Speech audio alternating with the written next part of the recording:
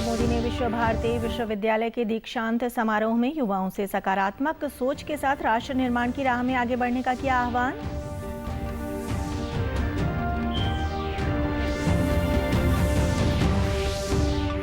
नारनौल के पास double container मालगाड़ी दुर्घटनाग्रस्त, 25 डिब्बे पटरी से उतरे, कोई हताहत नहीं।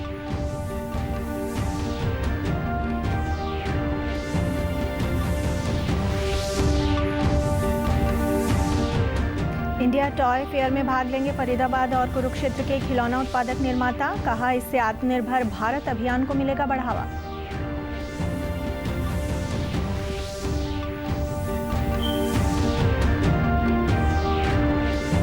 और करनाल के राष्ट्रीय डेयरी अनुसंधान में दुधारू पशुओं को जलवायु परिवर्तन और तनाव से बचाने को सुनाया जा रहा है संगीत, दूध उत्पादन में हुई बढ़ोतरी। नमस्कार, मैं ऋतु कौशिक। अब समाचार विस्तार से। प्रधानमंत्री नरेंद्र मोदी ने वीडियो कॉन्फ्रेंसिंग से विश्व भारती विश्वविद्यालय के दीक्षांत समारोह को आज संबोधित किया। इस अवसर पर प्रधानमंत्री ने विद्यार्थियों को संबोधित करते हुए कहा कि आप सिर्फ एक विश्वविद्यालय का ही हिस्सा नहीं हैं, बल्कि एक जीवंत परंपरा का भी हिस्सा हैं। उन्होंने कहा कि गुरुदेव के लिए विश्व भारती केवल ज्ञान देने वाली संस्था मात्र नहीं थी, ये भारतीय संस्कृति के शीर्ष स्थल और लक्ष्य तक पहुंचने का प्रयास है। एक विश्वविद्यालय का ही हिस्सा नहीं है, बल्कि एक जीवंत परंपरा के वाहक भी है। गुरुदेव अगर विश्व भारती को सिर्फ एक यूनिवर्सिटी के रूप में देखना चाहते तो वो इसको ग्लोबल यूनिवर्सिटी या कोई और नाम दे सकते थे, लेकिन उन्होंने इसे विश्व भारती विश्वविद्यालय नाम दिया।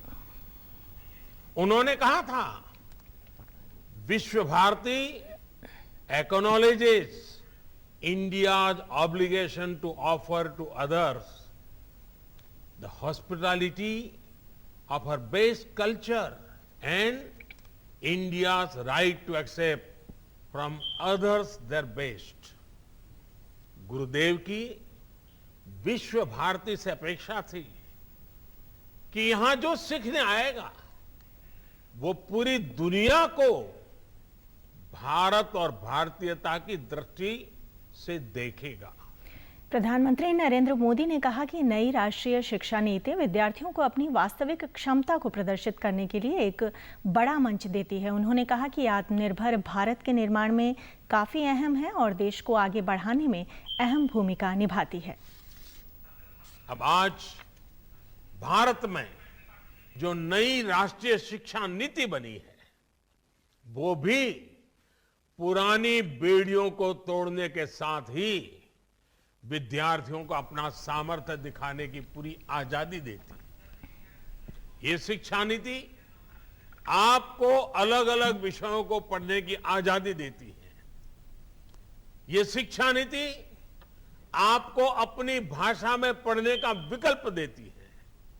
ये शिक्षा नीति एंटरप्रेन्योरशिप, सेल्फ एम्प्लॉयमेंट को भी बढ़ावा देती है। ये शिक्षा नीति रिसर्च को, इनोवेशन को बल देती है, बढ़ावा देती है। आत्मनिर्भर भारत के निर्माण में ये शिक्षा नीति भी एक अहम पड़ाव है। प्रधानमंत्री नरेंद्र मोदी ने 2018 में विद्यार्थियों के साथ परीक्षा पर चर्चा कार्यक्रम की शुरुआत की थी। इसका मकसद विद्यार्थियों में परीक्षा के डर को कम करना था। इस कार्यक्रम का अगला संस्करण अगले माह मार्च में होगा। कोरोना के चलते इस बार ये कार्यक्रम ऑनलाइन किया जाएगा। कार्यक्रम में प्रधानमंत्री नरेंद्र मोदी विद्यार्थियों को परीक्षा के तनाव से निपटने के गुर बताएंगे।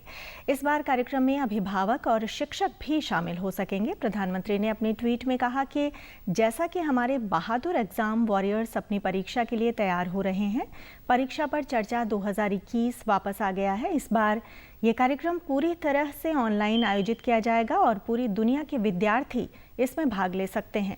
आइए एक मुस्कान के साथ और बिना चिंता के हम इस परीक्षा में शामिल हों। परीक्षा पर चर्चा का चौथा संस्करण अब आपके साथ संवाद के साथ जुड़ेगा। जैसे कि आप सबको पता है कि प्रधानमंत्री जी परीक्षा आने से पहले इस संवाद को सीधे छात्र और छात्राओं से करते हैं। इस समय ये संवाद अभिभावक से भी और अध्यापक से भी होगा। छत्रपति शिवाजी महाराज की 351वीं जयंती आज मनाई जा रही है। प्रधानमंत्री नरेंद्र मोदी ने एक ट्वीट संदेश में छत्रपति शिवाजी महाराज को नमन करते हुए कहा है कि मां भारती के अमर सपूत छत्रपति शिवाजी महाराज को उनकी जयंती पर शत शत नमन। उनके अदम्य साहस, अद्भुत शौर्य और असाधारण बुद्धिमत्ता की गाथा देशवासियों को युगों युगों तक प्रेरित करती रहेगी। जय शिवाजी। वहीं मुख्यमंत्री मनोहर लाल ने भी छत्रपति शिवाजी महाराज को नमन करते हुए अपने ट्वीट में कहा है कि कुशल प्रशासक, अदम्य साहस एवं शौर्य के प्रतीक छत्रपति शिवाजी महाराज जी को उनकी जयंती पर शत शत नमन। छत्रपति शिवाजी महाराज जी का न्यायपूर्ण शासन एवं गौरव गाथाएं हम सभी को मातृभूमि की सेवा करने के लिए सदैव प्रेरित करती रहेंगी। कठुआ से मुद्रा जा रही डबल कंटेनर मालगाड़ी अटेली व बाछौद के बीच आज दुर्घटनाग्रस्त हो गई। नारनौल से करीब 20 किलोमीटर दूर हुई इस दुर्घटना में मालगाड़ी के 25 डिब्बे बुरी तरह से क्षतिग्रस्त हो गए। दुर्घटना के बाद रेलवे विभाग के आला अधिकारी मौके पर पहुंचे। पटरी से उतरे हुए डिब्बों को वहां से हटाया जा रहा है। रेलवे विभाग के इंस्पेक्टर लक्ष्मण सिंह ने बताया कि दुर्घटना में रेलवे लाइन को भी काफी नुकसान पहुंचा है। इस मालगाड़ी पर कंटेनर का अधिक लोड था। हालांकि दुर्घटना में कोई हताहत नहीं हुआ है। अटेली और बाछौद के बीच में किलोमीटर नंबर 45 का 5 है। मालगाड़ी जा रही थी कठुआ से मुंद्रा और ऑल ऑफ सडन ये 25 डिब्बे इसके डिरेल हो गए। कुल 45 डिब्बे थे जिसमें 20 ठीक है, 25 डिरेल हो गए। कंटेनर का लोड था। इन्वेस्टिगेशन चल रहा है। रजिस्ट्रेशन वर्क आपके सामने देख रहे हैं। हरियाणा विधानसभा के 5 मार्च से शुरू होने वाले बजट सत्र में सरकार ऐसा विधेयक पास करवाने जा रही है जिसमें 163 कानूनों के नाम से पंजाब शब्द हटाकर हरियाणा जोड़ दिया जाएगा। इसके लिए प्रदेश सरकार ने एक कमेटी भी गठित की थी जिसने अपनी सिफारिशें प्रस्तुत कर दी हैं। हरियाणा विधानसभा अध्यक्ष ज्ञानचंद गुप्ता ने बताया कि ये इस वर्ष में पहला सत्र है। इसमें कई विषयों को लेकर चर्चा होगी। इस बजट सत्र में विषयों को लेकर के चर्चा होने की बात है, क्योंकि साल का पहला सत्र है। आदरणीय राज्यपाल महोदय जी का अभिभाषण होगा। राज्यपाल जी के भाषण के ऊपर चर्चा होगी और उसके पश्चात आदरणीय मुख्यमंत्री जी बजट प्रस्तुत करेंगे और फिर उसके बाद बजट पर चर्चा होगी। विधानसभा अध्यक्ष ने कहा है कि अभी तक विपक्ष की तरफ से कई बिल आ चुके हैं और लगभग 250 तारांकित व गैर तारांकित प्रश्न आए हैं। इस बार प्रश्नों का चयन ड्रॉ ऑफ लॉट्स द्वारा किया जाएगा जिससे कि सभी को समान स्थान दिया जा सके। विपक्ष द्वारा अविश्वास प्रस्ताव लाए जाने पर उन्होंने कहा कि विपक्ष इस प्रकार का प्रस्ताव ला सकता है, ये नियमों के मुताबिक है। कई बिल जो है विपक्ष की तरफ से 2 जो मेंबर है प्राइवेट मेंबर बिल अभी तक आ चुके हैं और 4 जो हैं वो कॉल अटेंशन मोशन आए हैं।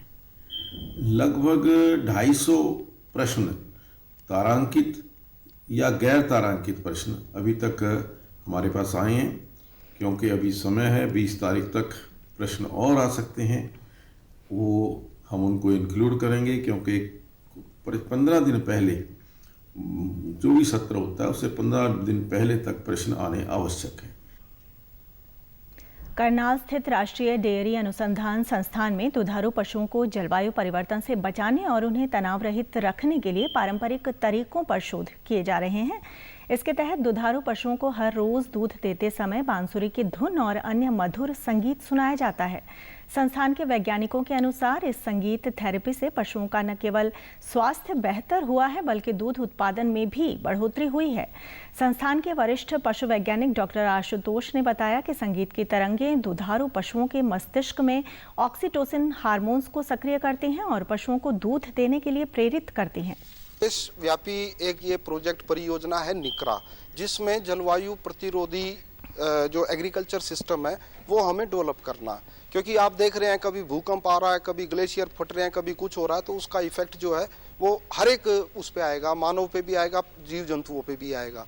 तो उसी दिशा में एक प्रयास है हमारा कि जो हमारा गोधन है या जो हमारे दुधारू पशु हैं उनका रखरखाव इस चेंजिंग क्लाइमेट में किस तरह से किया जाए। तो उसी कड़ी में हमने अपने जो देसी पशु हैं, जो हमारे पुराने एक्सपेरिमेंट हैं, उसमें भी हमने ये पाया कि ये वेल अडॉप्टेड है। तो इनकी 4 महीने के जो बच्चे हैं, हमने बछड़ियाँ खास तौर से साहिवाल नस्ल की, वो लेकर के उनको अपनी विधि से, यानी कि जो क्लाइमेट रेजिलियंस और उनके ऊपर कोई ज़्यादा स्ट्रेस वाला सिस्टम ना रहे, उसी हिसाब से हमने इनका हाउसिंग सिस्टम, इनका मैनेजमेंट और इनका खान पान उसी दिशा में हमने निर्धारित करके और उसमें हम शोध कर रहे हैं।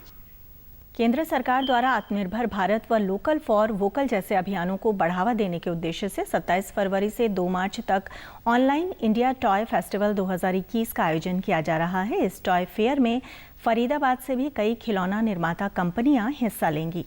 टॉय फेयर में हिस्सा लेने वाली पार्टी पोपर्स बनाने वाली कंपनी की एमडी वैशाली सूद ने बताया कि पार्टी पोपर्स का इस्तेमाल विवाह, जन्मदिन पार्टी और अन्य समारोहों में किया जाता है। उन्होंने कहा कि सरकार के लोकल फॉर वोकल अभियान से भारतीय उद्योगपतियों को बहुत फायदा होने वाला है। अभी तक हम चाइना के उत्पाद आयात कर रहे थे जिनकी गुणवत्ता निम्न स्तर की होती है। हमारे भारतीय उत्पाद गुणवत्ता में बहुत ऊंचे हैं। अब केंद्र सरकार के प्रोत्साहन से जहां स्वदेशी उत्पादों को बढ़ावा मिलेगा, वहीं निर्यात बढ़ने से विदेशी मुद्रा कोष भी बढ़ेगा। फेयर में पार्टिसिपेट कर रहे हैं जो 27 फरवरी से शुरू हो रहे हैं। भारत सरकार की तरफ से ये बहुत अच्छी चीज़ है जो हम मैन्युफैक्चरर्स के लिए की जा रही है। एक तरह से ये सपोर्ट है जो भारत सरकार हमें दे रही है। इससे हमें एक्सपोजर मिलेगा बाहर की कंट्रीज़ में, हमारे इंडिया में लोग हमसे हमारे प्रोडक्ट को खरीदेंगे और हमें भी इससे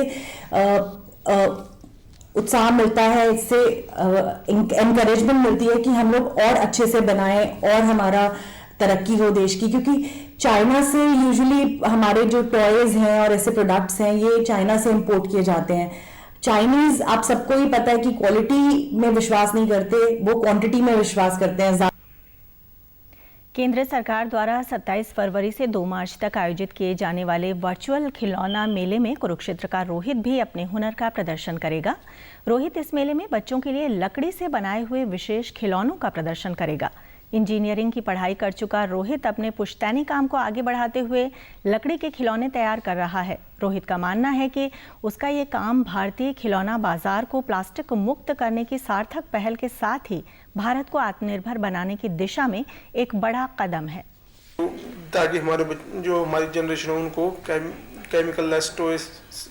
केमिकल से लेस टॉयज मिले। एक्चुअली ये बेसिकली ये वोकल फॉर लोकल है और अपने इंडिया को आत्मनिर्भर बनाने के लिए हमने पहल की। गवर्नमेंट ने जो टॉय फेयर ऑर्गेनाइज कर रही है 27 फरवरी से 3 मार्च तक चलेगा, उसके अंदर भी हम पार्टिसिपेट कर रहे हैं। हमें गवर्नमेंट की तरफ से कॉल आई थी दिल्ली से, तो उन्होंने हमें कहा, तो फिर उन्होंने के द्वारा वीडियो शूट भी गई जो हम अपने टॉयज बनाते हैं, तो हम उसमें भी करेंगे। कोविड-19 महामारी के खिलाफ देश एकजुट होकर लड़ रहा है। आप भी हमारे साथ सुरक्षा और बचाव के 3 आसान एहतियाती उपायों का संकल्प लें। मास्क हमेशा सही ढंग से पहनें, 2 गज की दूरी बनाए रखें और हाथ बार-बार धोएं। देश ने केवल 1 महीने में 1 करोड़ से अधिक लोगों का कोविड टीकाकरण करके रिकॉर्ड बनाया है। पिछले 24 घंटों में 6,58,000 से अधिक लोगों को टीका लगाया गया है।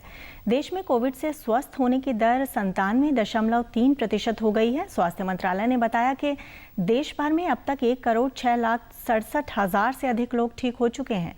पिछले 24 घंटों में कोरोना संक्रमण के 13,193 नए मामले सामने आए हैं। वहीं प्रदेश में कोरोना से स्वस्थ होने वाले मरीजों की संख्या बढ़कर 2,65,500 से अधिक हो गई है।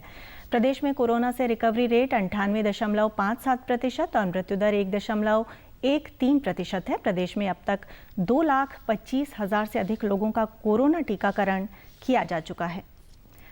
प्रदेश से जुड़ी खबरों को विस्तार से जानने के लिए आप हमारे साथ फेसबुक, ट्विटर और यूट्यूब के माध्यम से भी जुड़ सकते हैं। हमसे जुड़ने के लिए आप हमारे सोशल मीडिया हैंडल को फॉलो कर सकते हैं। उप मुख्यमंत्री दुष्यंत चौटाला से आज British deputy high commissioner Andrew Ayre ने शिष्टाचार मुलाकात की। उप मुख्यमंत्री के सरकारी आवास पर हुई इस मुलाकात के दौरान भारत और विशेषकर हरियाणा प्रदेश के ब्रिटिश सरकार के साथ आपसी रिश्तों और व्यावसायिक संबंधों पर विस्तार से चर्चा की। ब्रिटिश डिप्टी हाई कमिश्नर ने उप मुख्यमंत्री को ब्रिटिश सरकार की ओर से बिजनेस व अन्य कार्यों में पूर्व की भांति हर संभव सहयोग का आश्वासन दिया। कोविड-19 की महामारी के दौरान हरियाणा सरकार द्वारा अपने प्रदेश के लोगों के लिए की गई मदद और अन्य चुनौतियों से निपटने के लिए बधाई भी दी।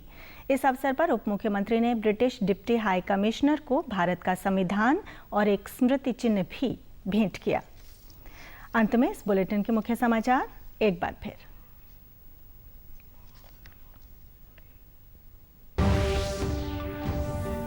प्रधानमंत्री नरेंद्र मोदी ने विश्व भारती विश्वविद्यालय के दीक्षांत समारोह में युवाओं से सकारात्मक सोच के साथ राष्ट्र निर्माण की राह में आगे बढ़ने का किया आह्वान। नारनौल के पास डबल कंटेनर मालगाड़ी दुर्घटनाग्रस्त, 25 डिब्बे पटरी से उतरे, कोई हताहत नहीं।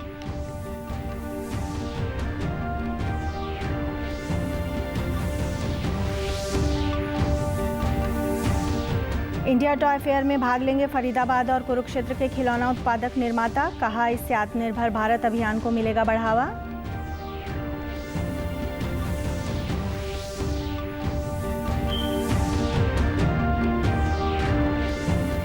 और करनाल के राष्ट्रीय डेयरी अनुसंधान में दुधारू पशुओं को जलवायु परिवर्तन और तनाव से बचाने को सुनाया जा रहा संगीत, दूध उत्पादन में हुई बढ़ोतरी।